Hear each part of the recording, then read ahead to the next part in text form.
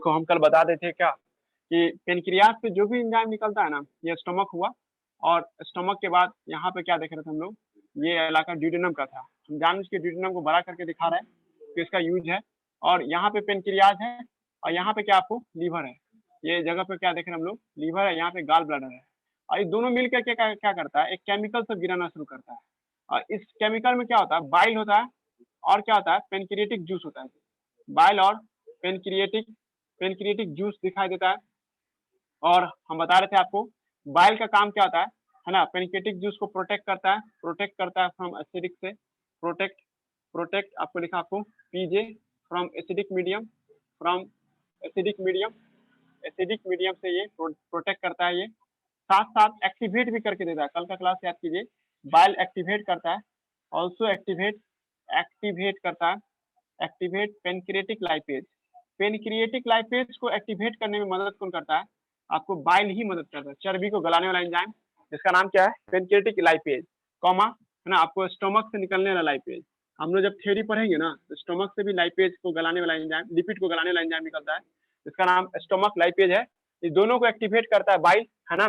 Bile concentrate भी करता है सर आपको। बाइल आपको एक और काम करता है जी, दो काम हो गया बाइल का, तीन काम हो गया ना, एक दो, एक तीसरा काम क्या है, इमल्सिफिकेशन में मदद करता है। ठीक है, इमल्सिफिकेशन है ना, इमल्सिफिकेशन ऑफ फैट। ये फैट का इमल्सिफिकेशन भी करता है। अब इमल्सिफिकेशन का मतलब क्या होता है, देखिए एक क्या होता है, ऑयल शब्द होता है ना, ऑयल सब एक दूसरे से चिपका हुआ है। ये एक ऑयल है, ये दूसरा ऑयल है, ये सब एक दूसरे से कॉन्टैक्ट फोर्स के जरिए चिपका है। तेल कभी भी एक दूसरे का साथ नहीं छोड़ता है, वो सब क्या होता है, एक दूसरे को पकड़ के रखता है। ठीक है, तो सर इमेजिनेशन कीजिए, हम इसके लिए एक लाइपेज लाएंगे, पेनक्रिएटिक लाइपेज, तो भाई इसी पे ना काम करेगा। लेकिन ये दिक्कत क्या है कि सर ये सब एक पूरा ढेर में चिपका हुआ है, सब एक दूसरे से सटा हुआ है। मानिए चारों उंगली अलग रहेगा तब ना सब पे अलग अलग एंजाइम काम करके सबको तोड़ ताड़ देगा। लेकिन यहाँ पे क्या है सर कि सब एक दूसरे से ऐसे चिपका हुआ है। जब ऐसे चिपका हुआ है तो सर सबको काम करने में दिक्कत होगा, तो सबको सेपरेट करता है। बाइल का काम क्या होता है ना, सेपरेट करता है सर। इसको एक ऑयल को अलग करेगा, दूसरे ऑयल को अलग करेगा। हम इसको हिंदी में समझाएं ना, तो दूध में आपको क्रीम सब मिला रहता है। जैसे मिल्क देखते हैं, तो मिल्क में क्या होता है, क्रीम सब रहता है। उस क्रीम को दूध को जब नचाएंगे हम लोग, देखिए आपको जो दूध से जो मक्खन निकालता है ना, जो आपको मक्खन बोल रहे हैं, क्रीम जो निकालता है, ठीक है, तो उस घी निकालने के लिए उसको गर्म करना पड़ता है। ठीक है, हम गर्म करने की बात नहीं कर रहे हैं, है ना, बस इसको, है ना जी, क्या हुआ, लड़का क्रीम बोल रहे हैं, क्रीम, हाँ जी, है ना जी, तो उसको हम बोले क्रीम है, हम घी नहीं बोल रहे हैं। ठीक है, तो क्रीम जो निकालने के लिए हम लोग जब करते हैं सर, तो इसको हम लोग नचाते हैं। देखिएगा एक खास तरह का लकड़ी रहेगा, या मम्मी देखिए दलघोटना से उसको नचाती रहती है। ठीक है, और नचाने से क्या देखिएगा कि क्रीम एक तरफ हो जाएगा, मतलब ये दूध है ना, तो ये क्रीम यहाँ हो जाएगा, और दूध का जो पानी जो होगा, मतलब जैसा वाटरी जैसा सब्सटेंस देगा, नहीं पानी होगा प्लस मिल्क होगा, मिल्क का सब ये नीचे आ जाएगा और ऊपर में क्रीम आ जाएगा। ये जो क्रीम जो आ रहा है ना, अलग हो गया था। पहले दोनों एक साथ मिला हुआ था, पता ही नहीं चल रहा था कहाँ पे मिल्क है और कहाँ पे क्रीम है। पर बाद में क्या था, क्रीम अलग हो गया और मिल्क अलग हो गया। तो इस सिचुएशन को हम इमल्सिफिकेशन कहते हैं। इमल्सिफिकेशन केमिस्ट्री में पढ़े होंगे आप लोग, इमल्सन।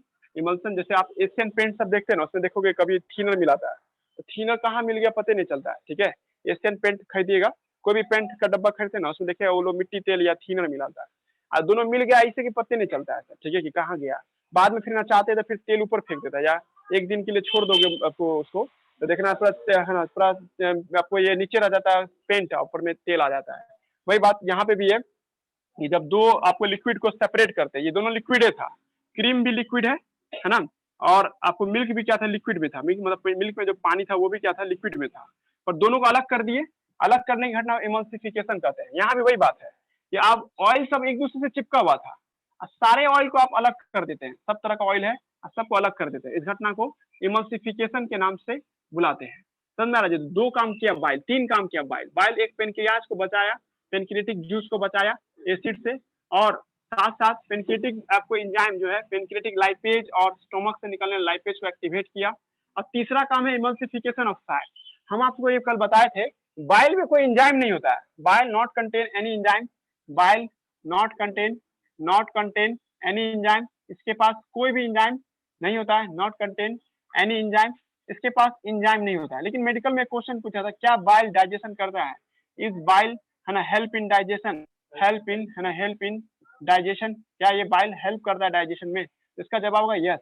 हाँ यस में जवाब देंगे। क्यों सर? देखिए ना, हम ये ना कहते डाइजेशन में क्या बड़ा सामान को छोटे सामान में बदलना, सब ये अलग अलग हो गया तो क्या छोटा सामान हो गया ना, इतना बड़ा सामान था उसको इतने छोटे छोटे टुकड़ों में चेंज किए। इसका मतलब ये एक इमल्सिफिकेशन एक प्रक्रिया है, एक डाइजेशन का प्रोसेस है, प्रोसेस ऑफ डाइजेशन। इसको हम लोग क्या मानेंगे? प्रोसेस ऑफ डाइजेशन मानेंगे जी, ठीक है, प्रोसेस ऑफ डाइजेशन के नाम से बुलाएंगे जी, ठीक है। ये बात याद रखिएगा, है ना, ये बात हम बोले, है ना, याद रखना, इसको मिटा देते हैं। अब उसके बाद देखिए, हम कल क्या पढ़ा दिए थे? हम कल बता दिए थे प्रोटीन कैसे डाइजेस्ट होता है, वो बता दिए थे। और कल हम ये भी बता दिए थे कि सर स्टार्च कैसे डाइजेस्ट होता है, 30% स्टार्च कैसे डाइजेस्ट होता है, ये भी कल हम लोग चर्चा में किए थे, ठीक है। हम कल बता रहे थे आपको कि ड्यूडेनम ही वो एक जगह है जहाँ पे हर कुछ गल जाता है, ठीक है, everything is digested at duodenum. Duodenum ही वो रीजन होता है जहाँ पे सब कुछ क्या होता है सर, आपको डाइजेस्ट हो जाता है, एवरीथिंग डाइजेस्टेड एट ड्यूडेनम, है ना। तो हम आप वो सब चीज बता चुके, प्रोटीन है ये, है ना, प्रोटीन। और प्रोटीन को गलाने के लिए कल कौन कौन आया था? ट्रिप्सिन, कीमोट्रिप्सिन और कार्बोक्सीपेप्टाइडेज, है ना, कार्बोक्सीपेप्टाइडेज। ये दोनों ने, तीनों ने मिल करके प्रोटीन को डाइपेप्टाइड में चेंज कर दिया था, दो दो पीस में चेंज कर दिया था, है ना, दो दो पीस। पेप्टोन्स भी यहाँ पे लिख सकते हैं हम लोग नाम, पेप्टोन्स एंड प्रोटोज, है ना, प्रोटियोज, प्रोटियोज, ये सब को तोड़ दिया था कल कौन, है ना, ये तीनों। हम कल बताए थे पेनक्रियास से निकलने वाला एंजाइम या पेनक्रिएटिक जूस में जो पाया जाने वाला एंजाइम होता है सर, वो एंजाइम कोई भी चीज को डाई फॉर्म में तोड़ता है, डाई माने दो दो पीस में तोड़ता है। और ये ड्यूडेनम के दीवार से, है ना, आपको सक्कस इंटेरिकस केमिकल निकलता है, इसका नाम क्या रखे थे हम लोग कल? सक्कस इंटेरिकस। और सक्कस इंटेरिकस क्या करता है आपको, है ना, ये आपको, इससे आपको एक एंजाइम निकलता है जिसका नाम है डाइपेप्टाइडेज, है ना, डाइपेप्टाइडेज। ये डाइपेप्टाइडेज क्या करता है सर, इस दो को आपको तोड़ देता है, किसमें? एक एक में तोड़ देता है। यही तो चाहिए था हमको, डाइजेशन कंप्लीट। हम लोग क्या कहते हैं कि आपका एक सेल जो है वो बोलता है एक बार में एक चीज चाहिए हमको, तो हम प्रोटीन खाएं 1-1 लाख ग्लूकोज का, 1-1 लाख अमाइनो एसिड का, तभी तो सेल कभी लेने से रहा। तो इसको हमारा पेनक्रिएटिक एंजाइम दो दो टुकड़ों में तोड़ देता है, दो अमाइनो एसिड को एक तरफ, दो अमाइनो एसिड को एक तरफ, मतलब दो दो अमाइनो एसिड के फॉर्म में तोड़ दिया। फिर भी सेल कहेगा नहीं भाई हम नहीं लेंगे अभी भी, तब succus entericus, last and final one, succus entericus से डाइपेप्टाइडेज नाम का एंजाइम निकलेगा, ये एक और एक में तोड़ देगा सर। ऐसे तोड़ दिया सर कि अब ये आराम से सेल के अंदर में चला जाएगा जी, ठीक है। यही तो चाहिए था हम लोगों को, जो हम लोगों को मिल गया जी, ठीक है, यहाँ तक कोई दिक्कत नहीं। अब उसके बाद, है ना, इसी तरह से हम लोग को क्या होता है, स्टार्च भी टूटता है। याद कीजिए 70% स्टार्च अनटचेबली यहाँ तक पहुंच गया था। इस 70% स्टार्च को कौन तोड़ता है सर? आपको पेनक्रिएटिक एमाइलेज। पेनक्रिएटिक एमाइलेज कैसे तोड़ता है सर, है ना जी? जैसे आप यहाँ पे देख रहे हैं एक ग्लूकोज ऐसे हुआ, ऐसे बहुत सारा ग्लूकोज चिपका हुआ है सर, इसको हम लोग स्टार्च मान लेते हैं थोड़ी देर के लिए। तो पेनक्रिएटिक एमाइलेज क्या करता है, इसको दो दो के पीस में तोड़ देता है, दो दो के पीस में, दो पीस एक तरफ, दो पीस एक तरफ, ये दो पीस एक तरफ, है ना। जो दो दो फॉर्म में तोड़ा ना सर, इसी को हम लोग डाई फॉर्म कहते हैं, डाई फॉर्म। पेनक्रियास से निकलने वाला एंजाइम सबको, है ना, दो दो के पीस में तोड़ देता है सर, यही तो चाहिए था हमको। जब दो पीस में तोड़ा ना, तो फिर यहाँ सक्कस इंटेरिकस से एंजाइम से निकलता है, सक्कस इंटेरिकस से निकलने वाला एंजाइम को डाइसैकेराइडेज भी बुला सकते हैं हम लोग, डाइसैकेराइडेज। ये डाइसैकेराइडेज क्या करता है, इसी का तुम दूसरा नाम, दो ग्लूकोज है तो माल्टेज भी बुला सकते हैं इसको, माल्टेज। ये आपको किस में तोड़ देता है? ग्लूकोज प्लस ग्लूकोज में तोड़ देता है, ये भी आपको ग्लूकोज प्लस ग्लूकोज में तोड़ देता है। इतना छोटा कर दिया सर, इतना छोटा कर दिया कि अब ये ब्लड में मिल करके सेल तक पहुंच जाएगा, एक एक करके सब पहुंच जाएगा। यही तो चाह रहे थे हम लोग। तो हम लोगों ने कल ये दोनों चीज का डाइजेशन पढ़ दिए, एक बार रिवाइज भी कर दिए। आज हम लोग का क्लास क्या है कि हम लोग लिपिड का और न्यूक्लिक एसिड कैसे टूटता है, यही ना, चार गो सामान खाते हैं ना हम लोग, चारों का सामान कैसे टूटता है उस सब की बात कर रहे थे हम लोग, है ना।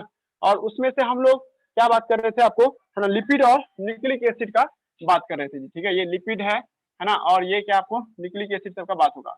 लिपिड जो देखते हैं हम लोग, ठीक है, लिपिड जो देखते हैं इसमें क्या देखते हैं हम लोग, ग्लिसरॉल है, ग्लिसरॉल।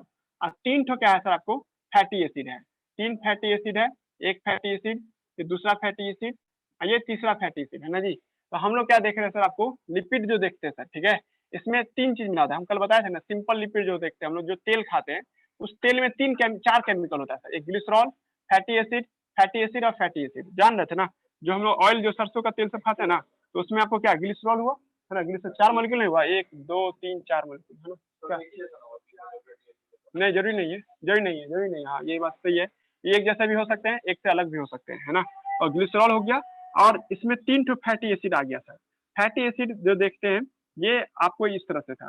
पहला प्रॉब्लम क्या था सर कि सब चिपका रहता है सर, पहले एक बार लिख देते हैं, ये फैटी एसिड, ये एक फैटी एसिड, अभी fatty acid A1, A2, A3 लिख देते हैं ताकि आप समझे कि अलग अलग है, और एक जैसे भी हो सकता है, वन भी हो सकता है ना।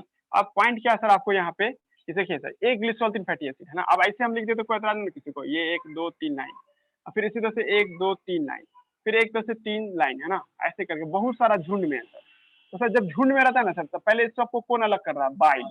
बाइल अलग किया, किसमें आपको अलग अलग कर दिया इसको, है ना, इसको अलग अलग कर दिया, है ना, इस तरह से।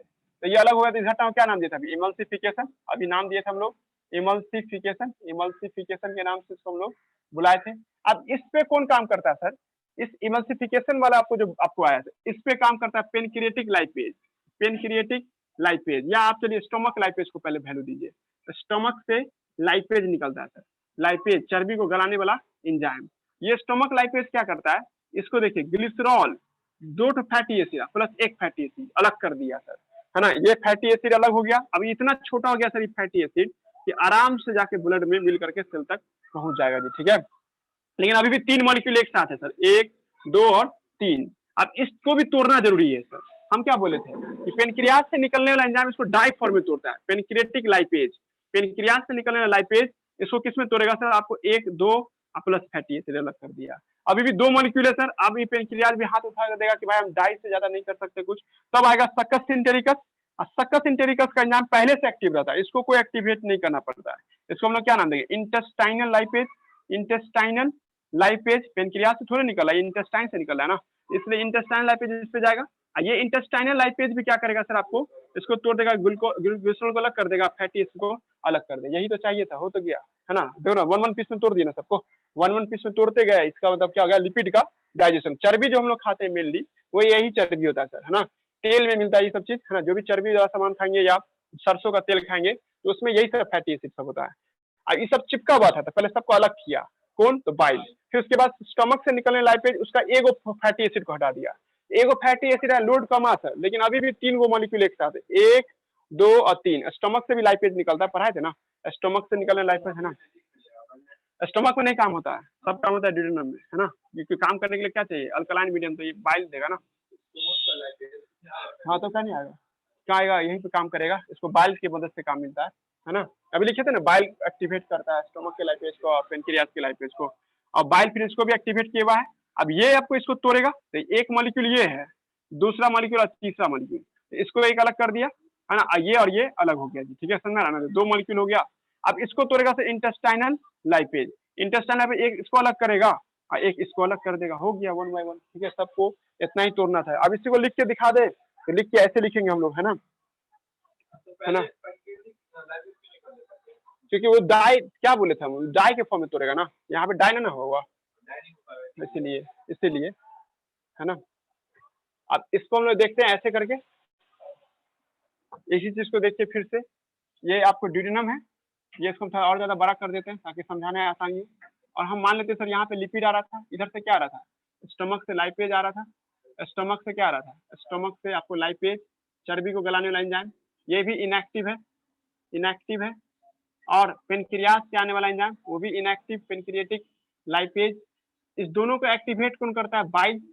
बाइल क्या करता है सर, इस दोनों को एक्टिवेट करता है। और अब यहाँ पे आ गया सर क्या, सिंपल लिपिड। सिंपल लिपिड का नाम क्या है, ट्राइग्लिसराइड, मामूली सा चर्बी है ये, इसी को हम लोग ट्राइग्लिसराइड के नाम से भी बुलाते हैं, ट्राइग्लिसराइड। ट्राइग्लिसराइड का फोटो आप देखोगे ना, तो अभी हम बनाए भी थे, ऐसे करके कार्बन होता है, एक फैटी एसिड, ये दूसरा फैटी एसिड, ये तीसरा फैटी एसिड। अभी कैसा दिखता है बायोमोलिक्यूल पढ़ाएंगे तब समझा पाएंगे, है ना। लेकिन अभी तुम लोग जानो कि सर एक ग्लिसरॉल है जिसको शॉर्टकट में आप GLY लिख रहे हैं, और एक फैटी एसिड है जिसको शॉर्टकट में FA लिख रहे हैं। एक फैटी एसिड, ये दूसरा फैटी एसिड, और ये तीसरा फैटी एसिड, ये आपको हो गया।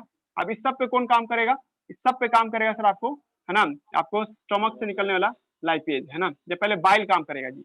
बाइल क्यों काम करेगा, क्योंकि सबको अलग करना है सर, है ना। ये सब फिजिकल कांटेक्ट अलग किया है, बॉन्ड नहीं तोड़ा है ना, इस सबको अलग किया है जी, ठीक है ना। बस इसे चिपका हुआ है ना कॉन्टैक्ट से, बस कॉन्टैक्ट मैंने फिजिकल कॉन्टैक्ट है, इसको अलग किया है, इमल्सिफाई किया है, इमल्सिफिकेशन किया है, ठीक है। किससे, आपको, है ना, बाइल की मदद से, है ना। ये आपको अलग किया था, ये अलग हो गया सर, ये भी आपको अलग हो गया, ये ग्लिसरॉल है, ये आपको 3 फैटी एसिड है ना, ये भी आपको क्या 3 फैटी एसिड है।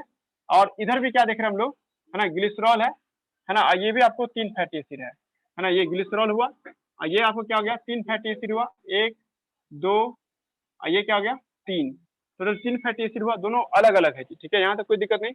अब नेक्स्ट करा क्या, इसको हम लोग अब नाम क्या देंगे, जब अलग हो गए सब झुंड में था ना, झुंड में अलग हो गया तो इसका नाम मिजल्स के नाम से लाएंगे, है ना। मिजल्स, मिजल्स का काम कौन बनाता है, तुमसे हम पूछे कि आपको फैट का इमल्सिफिकेशन कौन करता है, फैट का इमल्सिफिकेशन, है ना, आपको इमल्सिफिकेशन होके मिजल्स कौन बनाता है, इमल्सिफिकेशन, है ना, आपको इमल्सिफिकेशन एक प्रोसेस का नाम हुआ, करता कौन है, बाई आपको बाइल, है ना, ये बाई बाल के द्वारा किया जाता है। इसमें बनता क्या है, मिजल्स बनता है, मिजल्स क्या होता है, सेपरेटेड ग्लिसरॉल, क्या क्या ना कह सकते हैं, लेकिन आप सिंपल, बहुत सिंपल है ना, अलग हो गया ना, ये सेपरेटेड फैट नहीं कहेंगे, है ना, सेपरेटेड, है ना, आपको ग्लिसरॉल या सेपरेटेड ट्राइग्लिसराइड कहेंगे, या आइसोलेटेड ट्राइग्लिसराइड कहेंगे, है ना। और ये जो देख रहे हैं हम लोग, है ना, ट्राइग्लिसराइड जो देख रहे हैं, अब इस पे कौन काम करेगा, स्टमक से निकलने वाला लाइपेज, ये स्टमक से निकलने लाइपेज ग्लिसरॉल को एक तरफ करेगा और फैटी एसिड को एक तरफ करेगा जी, ठीक है, यहाँ से कोई दिक्कत नहीं। फिर यहाँ भी आपको क्या देख रहा है सर, आपको ग्लिसरॉल को एक तरफ कर देगा, आपको ग्लिसरॉल फैटी एसिड को एक तरफ, और 2 फैटी एसिड है प्लस 1 फैटी एसिड यहाँ, है ना, अभी तो चला गया, ये तो छोटा हो गया ना, अब ये भी आपको फैटी एसिड हुआ, ये भी अलग हो गया, छोटा हो गया।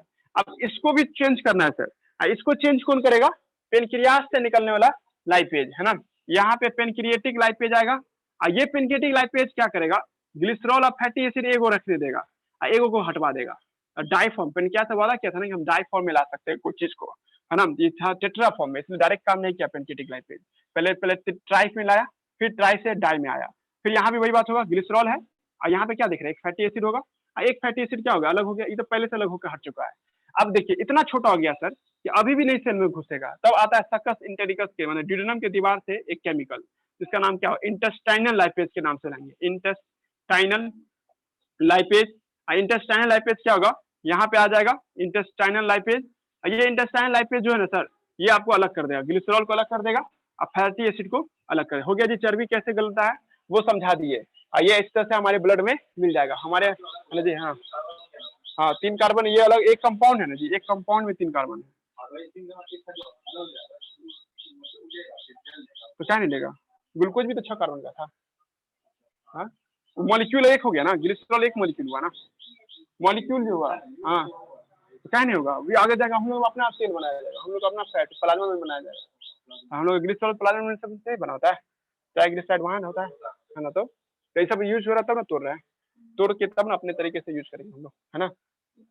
हो गया, ये बोर्ड पे जो दिख रहे हो ये लिपिड का आपको है यहाँ पे, है ना, एनसीईआरटी भी समझाया है, एनसीईआरटी कुछ इस तरह से समझाया कि पहले देखा क्या कि देखिए यहाँ पे डाई के फॉर्म में तोड़ा पहले, है ना, पहले ट्राई के फॉर्म में, फिर डाई के फॉर्म में, अब मोनो के फॉर्म में तोड़ा अलग से, दिखाते हैं फोटोग्राफ, ठीक है, ये फोटोग्राफ पे हम लोग है, इस फोटोग्राफ में देखिए फैट को लाइपेज आके तोड़ा डाइसेक्राइड में, वो कौन, स्टमक लाइपेज, और फिर मोनोग्लिसराइड में, मोनोग्लिसराइड में कौन तोड़ा, यानी इसको मोनोग्लिसराइड पढ़ेंगे, ये वाला जो है, ये वाला ग्लिसरॉल और फैटी एसिड को मोनोग्लिसराइड पढ़ेंगे, इसको डाइग्लिसराइड पढ़ेंगे, है ना, इसको ट्राइग्लिसराइड पढ़े थे, नाम आ रहा ना, इसका हम लोग ट्राइग्लिसराइड नाम रखे थे, इसका नाम था ट्राइग्लिसराइड, है ना, और एक का नाम क्या था आपको, डाइग्लिसराइड, ये है मोनोग्लिसराइड।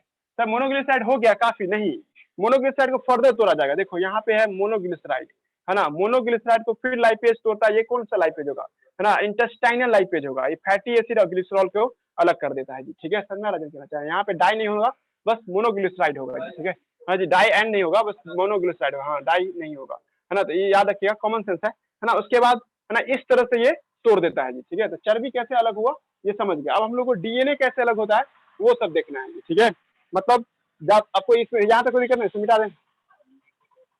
अब न्यूक्लिक एसिड की बात करते हैं हम लोग,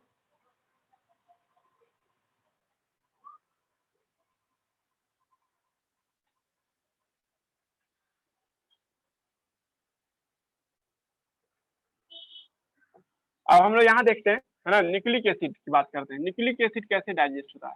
अब न्यूक्लिक एसिड सबको पता है ना, न्यूक्लिक एसिड क्या होता है, डीएनए आरएनए को हम लोग क्या नाम देते हैं, न्यूक्लिक एसिड के नाम से बुलाते हैं जी, डीएनए और आरएनए को हम लोग क्या नाम देते हैं, न्यूक्लिक एसिड के नाम से बुलाते हैं जी, ठीक है, यहाँ तक कोई दिक्कत नहीं।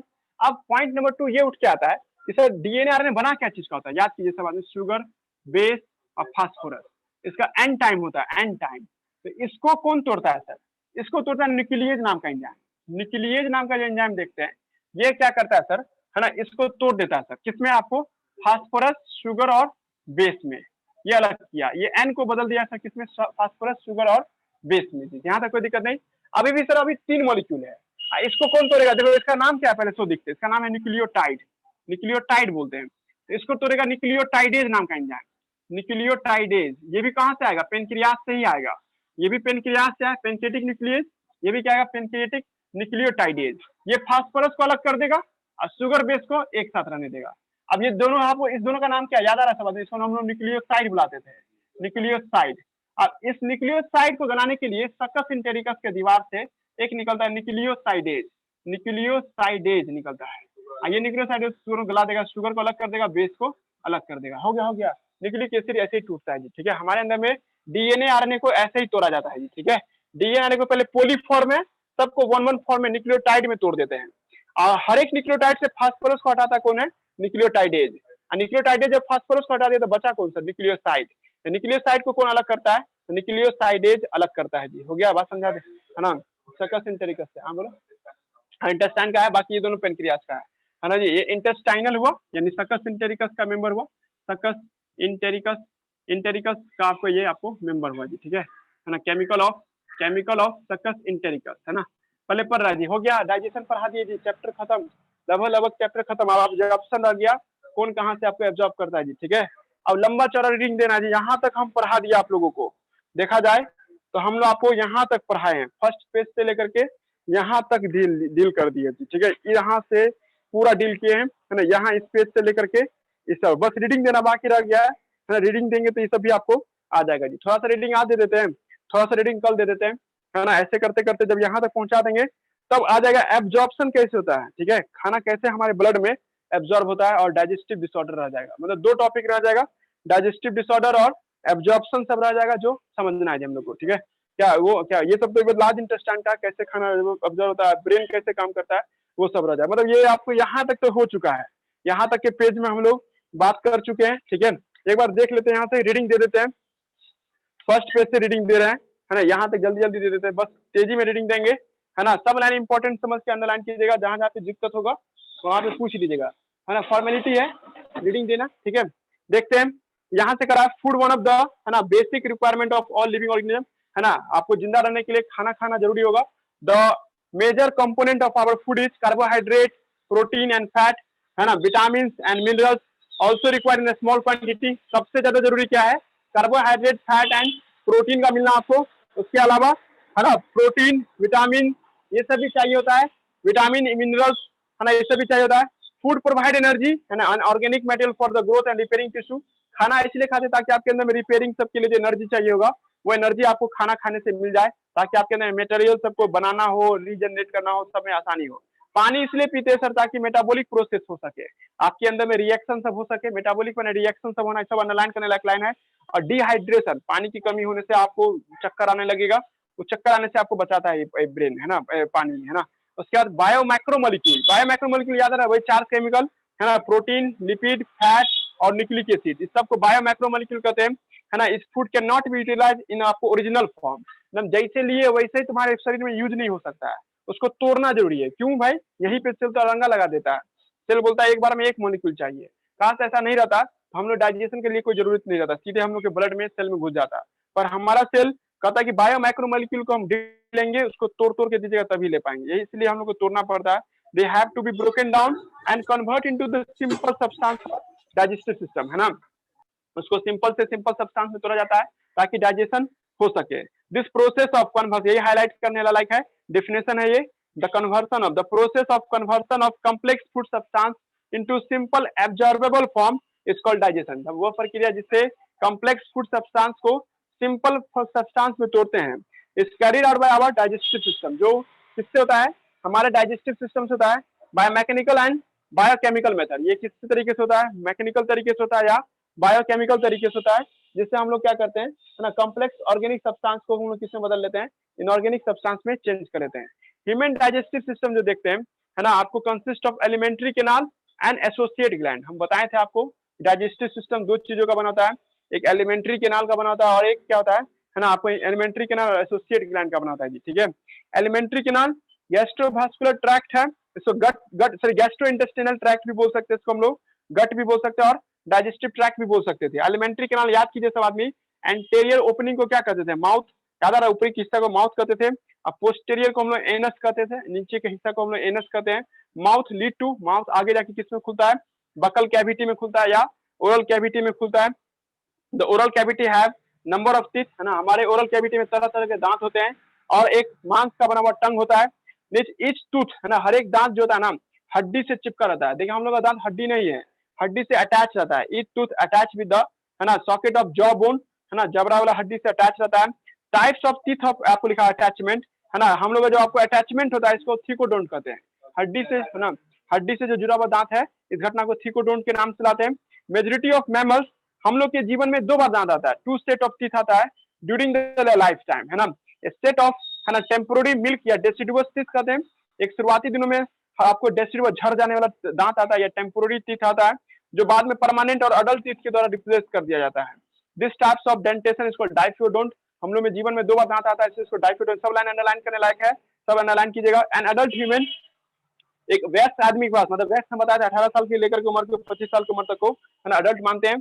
तो 32 दांत आ जाता है, जिसमें 4 अलग अलग तरह का दांत होता है। हम लोग के पास 4 अलग अलग तरह के दांत है। इस घटना को हिट्रोडोंट के नाम से बुलाते हैं जी, ठीक है। हिट्रोडोंट जो देखते हैं, है ना, नेमली क्या होता है? Incisor, canine, pre molar, molar होता है ना। अरेंजमेंट ऑफ द टीथ, है ना, इज आपको लिखा आपको इन ईच हाफ, है ना, अपर एंड लोअर आपको जो देखते हैं, इधर लिखा आपको ऑर्डर आपको लिखा आईसीपीएम के नाम से लाते हैं, याद है ना। सबसे पहले इंसीजर होगा, तब केनाइन होगा, तब प्री मोलर, तब मोलर होगा जी। मतलब इधर से दाएं से अंदर की ओर जाओगे तो डेंटल फॉर्मूला में डालेंगे तो 21-23 आता था ना, इधर से लेके चलते थे तो 21-23 बनता था, 21-23 बटा 21-23 आता था जी, ठीक है। सबसे पहला 2 जो है ना इंसीजर को बता रहा है, एक जो लिखा वो केनाइन को बता रहा है। अब पीएम मतलब क्या? प्री मोलर, है ना, और एम का मतलब क्या? मोलर हो जाएगा।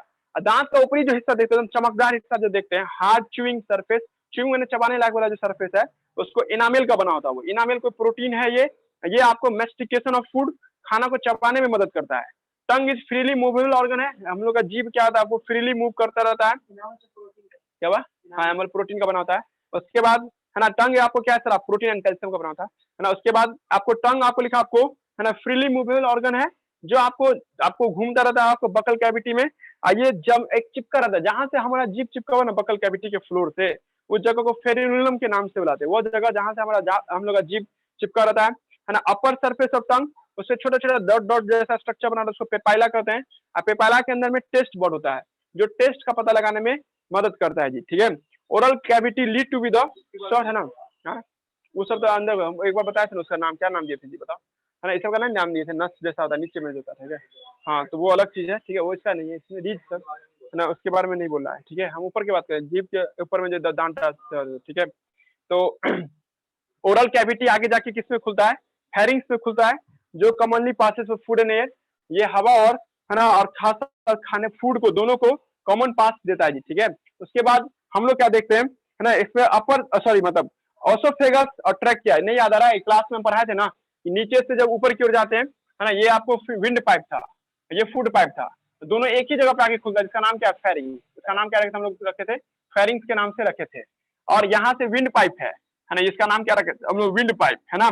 और ये जो था आपको फूड पाइप था, इसको ओसोफेगस के नाम से भी हम लोग बुलाते थे जी, ठीक है। इसका नाम क्या था? आपको फूड पाइप के नाम से बुलाते हैं जी।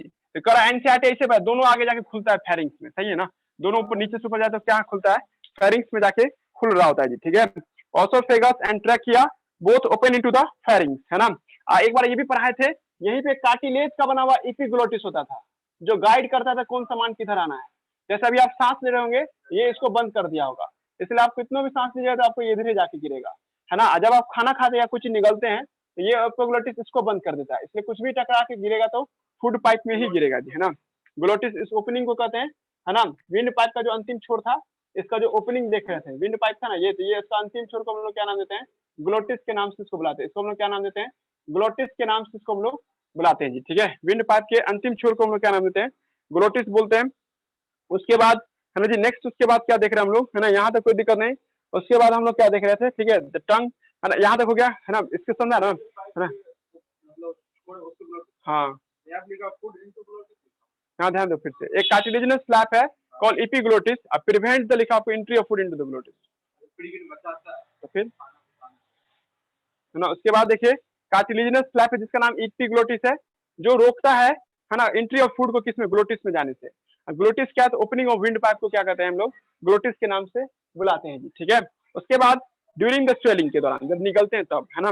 ओसोफेगस एक थीन पाइप है जो आगे की ओर जाता है, पोस्टेरियरली मतलब पीछे से होता है, एंटीरियर में आगे की ओर होता है, पोस्टेरियर पीछे, हम बोले भी थे आगे की ओर विंड पाइप है, और अंदर पीछे की तरफ से क्या है आपको, नहीं कि पोस्टेरियरली क्या है सर आपको, है ना, ये आपको क्या ओसोफेगस है, एक पतला सा पाइप है जो आपको गर्दन के रास्ते, थोरैक्स के रास्ते, डायफ्राम को पार करके जे शेप जैसा, है ना, जे के आकार के दिखने वाला बैग में जाकर के आपको चला जाता है, जिसका नाम क्या, स्टोमक है। और एक स्पिंक्चर लगा होता था, याद आ रहा है, ये सब क्लास में हम पढ़ाए हुए है ना। यहाँ पे गैस्ट्रोएसोफेगल स्पिंक्चर, जैसे ये आपको ओसोफेगस आ रहा है, और यहाँ पे स्टोमक है, तो स्टोमक के इस रीजन में क्या होता है, एक स्पिंक्चर लगा होता है, जिसको हम लोग गैस्ट्रोएसोफेगल स्पिंक्चर के नाम से बुलाते हैं जी। संध्या हम कहना चाहें, गैस्ट्रोएसोफेगल स्पिंक्चर होता है जो ओसोफेगस को ओपनिंग, स्टोमक के ओपनिंग में मदद करता है। स्टोमक लोकेटेड और अपर लेफ्ट पोर्शन, हम उस दिन भी पता थे, हमारा स्टोमक लेफ्ट साइड में होता है। इसमें 4 हिस्सा होता है, नया एनसीईआरटी में 4 हिस्सा दिया हुआ है, कार्डियक, है ना, फंडिक, बॉडी और पैलिडिक। बॉडी सबसे मेन पार्ट होता है, सेंट्रल मोस्ट पोजीशन है, सबसे मेन पोजीशन है, और सबसे पहला स्मॉल इंटेस्टाइन का पार्ट में जाके खुलता है पैलिडिक, है ना। स्मॉल इंटेस्टाइन में सबसे पहले क्या आता है, सी शेप ड्यूडेनम आता है, जो एक लॉन्ग मिडिल क्वाइल्ड जिजेनम आता है, और सबसे ज्यादा क्वाइल्ड, हाईली क्वाइल्ड होता है ना, इलम के नाम से लाते हैं। यहाँ स्पेलिंग याद कीजिएगा, ILEUM है ना। ओपनिंग ऑफ, है ना, stomach is into the duodenum, है ना। स्टोमक कहाँ खुलता है सर आपको, ड्यूडेनम में खुलता है। इसको पैलिडिक स्फिंक्टर गाइड करता है, यहाँ पे भी था पैलिडिक स्फिंक्टर, यहाँ पे रहता है पैलिडिक स्फिंक्टर, जो खाना को किधर की ओर डालता है, ड्यूडेनम में डालने में मदद करता है जी। ये सब याद आ रहा है ना जी सबको। उसके बाद कह रहा है कि आपको लार्ज इंटेस्टाइन आ गया, है ना। लार्ज इंटेस्टाइन जो देखते हैं हम लोग, है ना, इसमें कंसिस्ट ऑफ सीकम, है ना। सीकम के बाद कोलोन, कोलोन के बाद क्या, रेक्टम है जी, ठीक है। Caecum is a small blind sac. Blind sac मतलब क्या बताया था, एक ऐसा रास्ता है जिसमें अंदर जा सकते हैं, बाहर नहीं आ सकते हैं। तो सीकम क्या, एक ब्लाइंड सैक है, ठीक है। और ये ब्लाइंड सैक जो देखते हैं हम लोग, है ना, ये सीकम एक ब्लाइंड सैक है। कट जाएगा तो अपने से पढ़ लेना रे भारती, ठीक है, नहीं तो बोला पढ़ा देंगे हम, ठीक है। ऑन कर देना, एक बार फिर से ज्वाइन करना होगा। देख लेते हैं, जब तक है तब तक, उसका कटे तो फिर बोलना। तो सीकम जो देखते हैं, है ना, स्मॉल ब्लाइंड सैक होता है, which is contain some symbiotic micro organism. है ना, सिम्बायोटिक मैंने क्या आपको, कि एक कि जो फायदेमंद पहुंचाता है, फायदेमंद, जैसे इकोलाई जो था, ये सब क्या फायदा पहुंचाने वाला था, मतलब जितना लेता हम लोग से उतना ही देता भी है, तो सिम्बायोटिक माइक्रो ऑर्गेनिज्म। और इसके बाद एक और ब्लाइन था, एक narrow finger like tubular projection, जिसको भर्मी फॉर अपेंडिक्स कहते हैं। एनसीईआरटी में दिखाया हुआ भर्मी फॉर अपेंडिक्स, जो एक वेस्टिजियल ऑर्गन है, जिसके अंदर में कुछ केमिकल पाए जाते हैं, जो केमिकल को घास फूस को पचाने में मदद करता है। गाय भैंस में काम करता है भर्मी फॉर अपेंडिक्स, हम लोग में इसका कोई काम नहीं है, लेकिन ये साबित करता है कि हम लोग के पूर्वज कभी ना कभी घास फूस खाते थे, ठीक है। और ये सिम्बायोटिक, सॉरी सीकम जो, सॉरी क्या नाम है आपको, भर्मी फॉर अपेंडिक्स एक वेस्टिजियल ऑर्गन के तौर पे आता है, फिंगर लाइक होता है, याद रखना आप लोग। सीकम ये जो लिखा आपको, ओपन इनटू कोलोन, है ना। सीकम किसमें खुलता है, कोलोन में। कोलोन 4 तरह का होता है, नया एनसीईआरटी में जोड़ा है बात को, एक असेंडिंग, एक ट्रांसवर्स, एक डिसेंडिंग, एक सिग्मोइड कोलोन, एक नया बात यही जोड़ा है, सिग्मोइड कोलोन होता है, जो एक नया चीज है जी, ठीक है। The ascending part of the opening into the rectum, ascending part जो देखते हैं, ये कहाँ खुलता है सर आपको, रेक्टम में जाकर के खुलता है। और sorry descending part, descending descending not ascending, descending part rectum में जाके खुलता है। ये आपको इसके बाद लास्ट में क्या आता है, एनस आता है। अब यही 11th है, प्योर 11 जो 10th में नहीं सुनने को मिला होगा कि सर आपको डाइजेस्टिव ट्रैक्ट क्या होता है, 4 परतों से तैयार होता है जी। सबसे बाहर का परत क्या है, सिरोसा, उसके बाद मस्कुलरिस, सब मिकोसा और मिकोसा है जी, ठीक है। सब सेल का नाम है या परत का नाम है। उसके बाद हम बताए थे मस्कुलरिस पेरिस्टाल्सिस वेब जनरेट करने में मदद करता है। और सब मिकोसा, मिकोसा भी आपको अपना अपना कुछ काम है जी। सिरोसा पतला सा लेयर होता है, अब लाइन बाय लाइन पढ़िएगा यहाँ पे भी। The wall of alimentary canal oesophagus से लेकर रेक्टम तक 4 लेयर का बना होता है सर, नेमली सिरोसा, मस्कुलरिस, सब मिकोसा और मिकोसा होता है जी, ठीक है। अब सिरोसा की बात करें, अंडरलाइन करना, serosa is the outer most layer made up of thin mesothelium. Mesothelium मतलब क्या, इपिथीलियम ऑफ विसरल ऑर्गन, अंदर के तरफ के ऑर्गन को विसरल कर दे। विसरल का हिंदी मतलब मुलायम, जैसे किडनी लंग्स को छुएगा ना, बहुत सॉफ्ट सॉफ्ट लगेगा, तो सॉफ्ट सॉफ्ट है ना। एपिथेलियम में कवर होता है, ऊपर का कवर एपिथेलियम, जैसे हम लोग का स्किन है ना, एपिथेलियम का बना हुआ है। उसी तरह से अंदर से जो रैपिंग लगाया हुआ है, अंदर में जो डाइजेस्टिव ट्रैक है, स्टमक है, इंटेस्टाइन है, इस सब पे जो पॉलिथीन का एक लेयर लगा हुआ है ना, जिसको हम लोग एपिथेलियम और विसरल ऑर्गन या मीजोथेलियम के नाम से लाते हैं। तुमसे पूछेगा कि मीजोथेलियम है क्या, तो बताना विसरल ऑर्गन का एपिथेलियम है। विसरल ऑर्गन किसे कहते हैं, तो अंदर में जो सॉफ्ट सॉफ्ट ऑर्गन सब है, ऊपर से ना रफ मिलता है ना, हाथ सब या स्किन सब, लेकिन अंदर में जो सॉफ्ट ऑर्गन सब है वो सब क्या है सर आपको सॉफ्ट है। सॉफ्ट ऑर्गन सबको क्या कहते हैं, एपिथेलियल विसरल ऑर्गन एपिथेलियम कहते हैं। सम आपको कनेक्टिव कुछ कनेक्टिव टिश्यू भी पाए जाते हैं।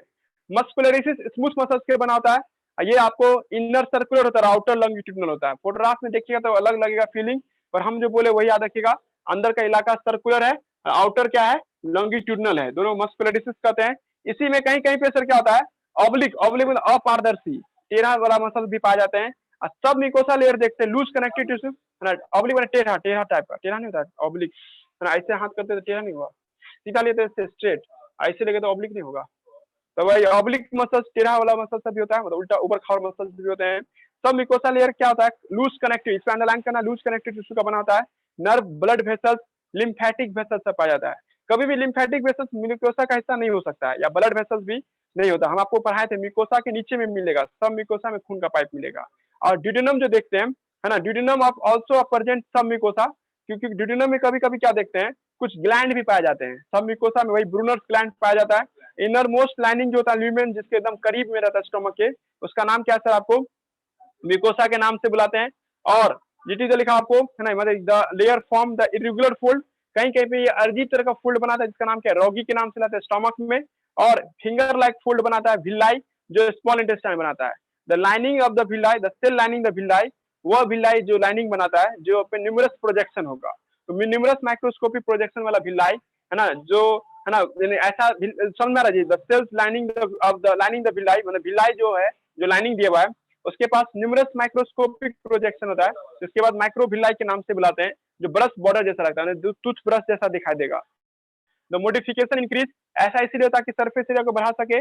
भिलाई के अंदर में supply with network of capillary, Bhilai के अंदर में क्या होता है बहुत तरह के आपको नेटवर्क ऑफ कैपिलरी होता है। लार्ज लिम्फेटिक वेसल्स सब होते हैं, लैक्टियल्स के नाम चलाते हैं।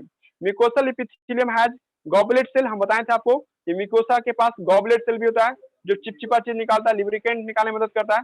Mucosa also form gland, mucosa के पास ग्लैंड भी होता है, और ये ग्लैंड क्या करता है ना, जो आपको नीचे स्टोमक आप नहीं मतलब ये स्टोमक भी बनाता है, स्टोमक में गैस्ट्रिक ग्लैंड होता है, और भिलाई के बीच में the crypts between the base of the villi is of intestine, उसको क्रिप्टस ऑफ लाइबरकून के नाम से लाते हैं। चारों अपना अलग अलग तरीके से मॉडिफाई होता है जी। कल पढ़ा देंगे डाइजेस्टिव ग्लैंड, कल भी रीडिंग देना है पूरा 2-3 पेज, जितना पढ़ाए ना सब रीडिंग देंगे, तब इसके बाद ये सब पेज टच करेंगे, हो जाएगा 1 मई तक खत्म, सैटरडे संडे तक। ये हम पढ़ाए थे पैम, याद आ रहा है पढ़ाए हुए, बस ये 2 पेज रह गया एक्सेस, ये 2 पेज है खत्म हो जाएगा,